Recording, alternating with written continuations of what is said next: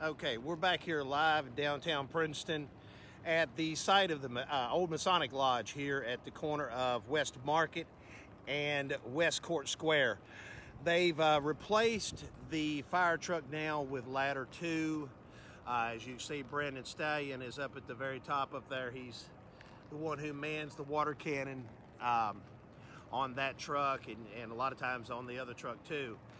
But he's getting in position. What they're trying to do is, you see this section of wall that is up here at the top.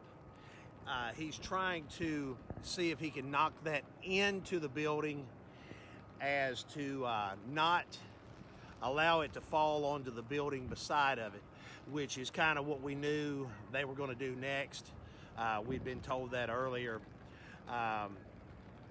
We've talked a little bit with Richard Jones, the person who owns this building, and of course they have you know, some equipment and stuff that's still in their cleaners. The cleaners is not open all the time now, but it, you know, it was still in business. And as you see, Brandon's steering the ladder a little bit over this way, and they're taking a look in on the roof and everything like that.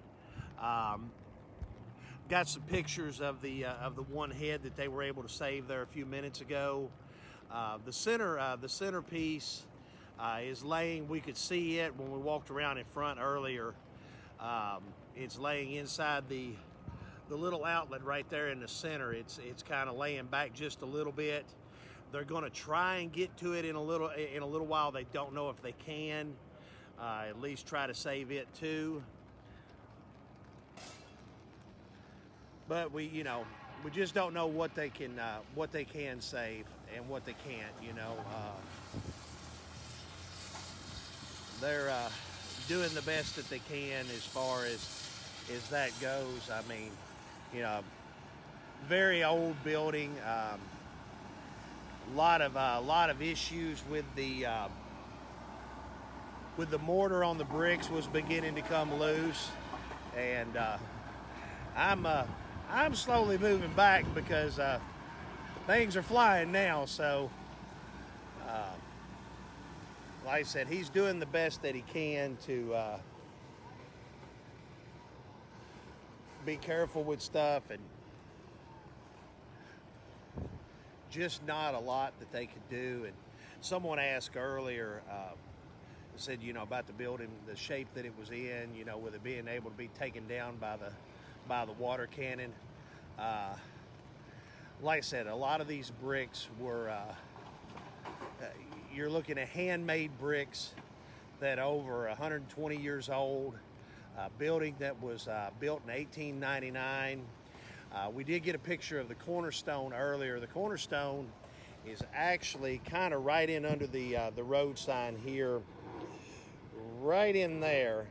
And now, with a building like this, the cornerstone will have historic artifacts in it and everything like that. And when they do finally go ahead and demolish the building, the Masonic Lodge, of course, will get that, because that's, you know, as well as the heads on the front of the building, it is their property. So I'm not sure exactly what he's attempting to accomplish right at this moment. We'll catch Joey over here in a minute. Maybe we can ask him if he comes a little closer to us and find out what they're doing. As I said earlier, if anyone has any questions, go ahead and send them in now, and we'll try to get those answered for you. And if I don't have the answer right with me, I'll find somebody that maybe can give me the answer. But this was the home of the Masonic Lodge here in Princeton for many, many, many years. And kind of see, if you look on down, this building is actually 2 buildings. Okay, where this door is right here at the end of my finger, right through there is where that building separates. Now, you can go from one building to the other. I've been up there. It's been a few years back. And, of course, the roof was not in great shape on the Masonic Lodge back then. And this is, we're talking 4 or 5 years ago, maybe 3 years ago at the earliest, that I went up with Rick Blackburn. He helps the gentleman who owns the building that's down this way take care of his property. But there is a big, there's a common wall in there. But once this front building comes down, they will have to put up some type of wall to block off the elements and everything from going into the other building. Of course, we're pretty sure that the gentleman that owns that building, he'll probably end up with some water damage as well from the water cannon being used. And so Brandon's fired the water cannon back up and starting to take some more bricks down here now. We've seen Joey walk through the alley behind the building back there. They're also keep in mind that the courthouse annex is here, kind of next door. You've got Matt Schalk's law office is right next door, and you look on the canopy, a brick went through it just a few minutes ago, and I mean, there's a lot of destruction from this building falling, and water cannon spraying down here on the other buildings across the street. Now, Don Hirschman, you asked a question a few minutes ago about I believe it was Don who asked about the ground underneath these buildings and stuff. I cannot speculate on that, and really the only person to be able to answer that question would be a geologist. As many of you from here know, Princeton is built over a cave system, and so I mean it's very possible that what you're saying is true, that there could be some ground issues. I don't know. When you look at the fact that the building's been up for 121 years and not had any problems until now, I understand what you're saying about the building across the street that fell. Again, things that people don't realize is whenever you have a brick building like this, that mortar that they put the bricks together with is not built out of the same thing they built it out of now. I mean, you're talking a lot of sand, and to go in with that mortar, it just doesn't hold up for that many years. And I mean, even the new stuff is not going to hold up forever. It's got to be repaired, and we have to look at a lot of the buildings here in town. If they're not being repaired and being neglected, then you're going to have issues with buildings falling and crumbling and stuff like that. We hear that adage a lot, where they talk about, crumbling infrastructure and stuff like that. Whenever you don't put the money and time into those, this is similar things like this are going to happen. I'm sitting here noticing up here where the roof is, where you see the exposed boards on the roof up there at the very top, about halfway down. That part of the building up there is bowing out where the bricks are, and this is because the roof breaking apart earlier this morning. Now, just as information, this happened between 3:30 and 4 o'clock this morning, I'm told, and we started our coverage sometime just shortly after 6. I got a call and let me know about it, so I come on out as fast as I could, and we've been out here in the rain now for a couple hours. So, I mean, like I said, they're working on some stuff here now. You can see Brandon up there at the top. I don't know exactly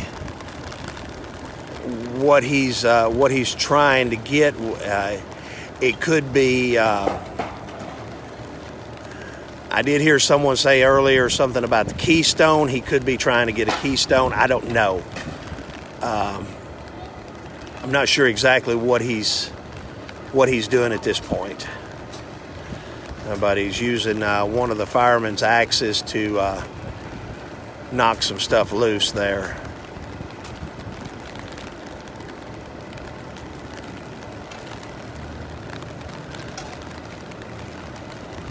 Okay, it looks kind of like he's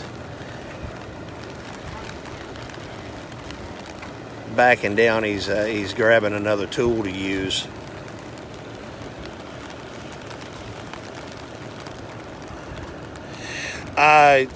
Mary, that's probably very true. That may have been why they had the roof and facade work done. Because I mean, you know, you're talking another very old building there too. That was the home of the Elks Lodge back years and years ago.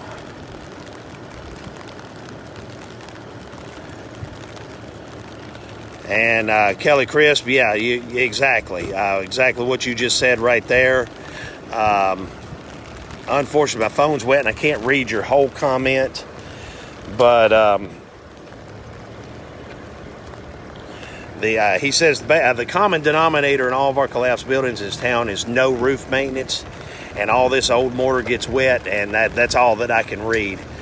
But that is true. I mean, that's exactly what happens.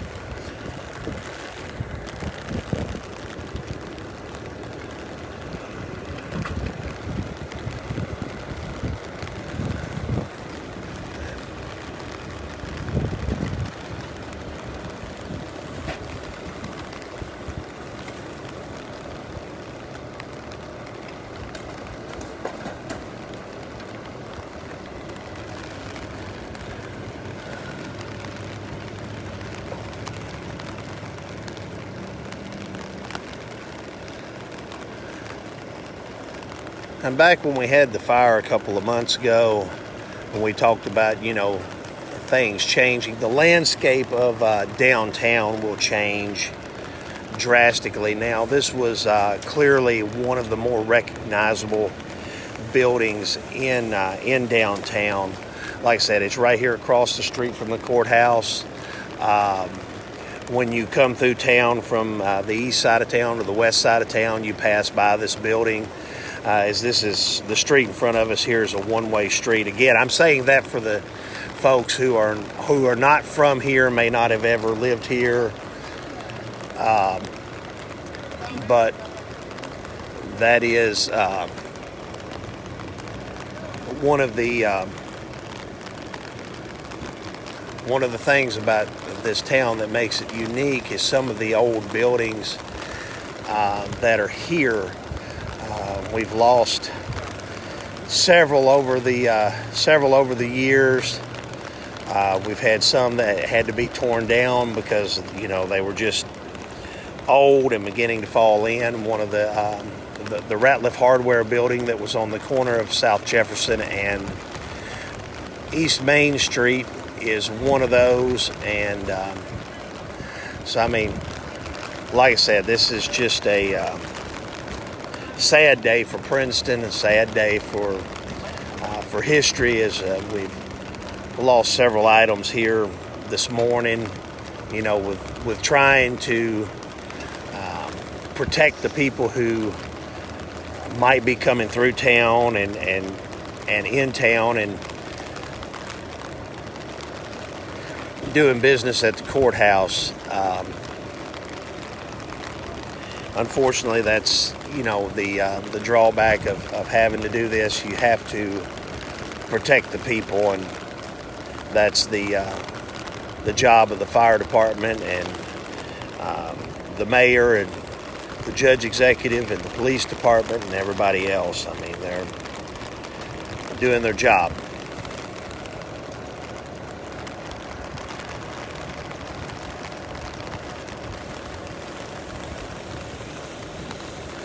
And Brandon is coming back down the ladder now. So I tell you what we'll do. We'll take a little break right here. We'll try and get some more information, and we'll come back live to you here in just a very few minutes. And thank you all for watching again this morning. This is Tom Ward for the Banner newspaper in Princeton, Kentucky. I'm at the corner of West Market Street and West Court Square at the site of the old Masonic Lodge and Princeton 1 Hour Cleaners.